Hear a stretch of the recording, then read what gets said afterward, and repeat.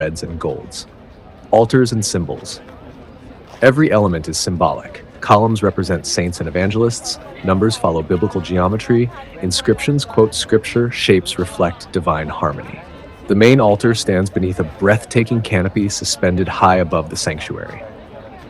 The crypt in Gaudi's tomb.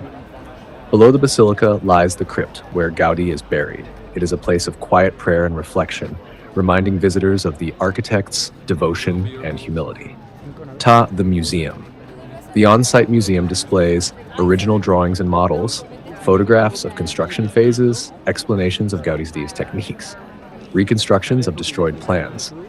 It helps visitors understand the complexity and brilliance behind the project. Cultural and religious significance. Declared a UNESCO World Heritage Site, consecrated as a minor basilica by Pope Benedict XVI in 2010. A symbol of Barcelona and Catalan identity, a fusion of Gothic tradition and modern innovation. The Sagrada Família is both a working church and a global masterpiece. Visitor information. Location, Barcelona, Spain.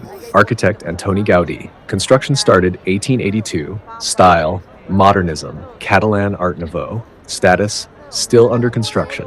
Best time to visit, early morning or late afternoon. Recommended visit duration, 1.5 to 2 hours. Tickets should be booked in advance as queues are long.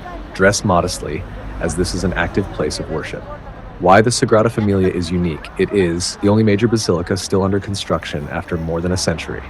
A building inspired directly by nature, a spiritual and artistic revolution in architecture, a bridge between medieval faith and modern design. No other monument in the world resembles it. Conclusion.